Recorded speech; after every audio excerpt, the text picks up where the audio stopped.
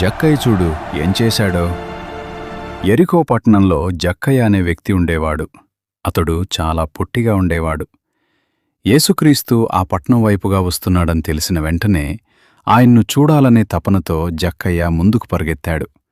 కాని చుట్టూ ఉన్న జనసమూహం వలన అతనికి యేసు కనిపించలేదు.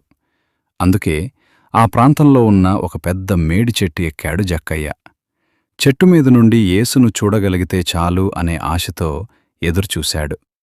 అంతలో యేసుక్రీస్తు ఆ చెట్టు దగ్గరకు వచ్చి పైకి చూసి ప్రేమతో పిలిచాడు. జక్కయ్య, త్వరగా దిగిరా, నేను నేడు నీ ఇంట్లో ఉండవలసి ఉంది.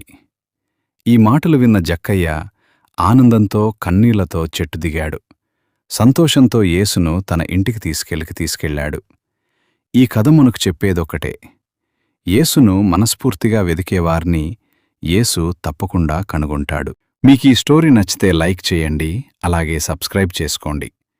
ఇలాంటివే వీడియోస్ మీకు ముందుగా వస్తాయి.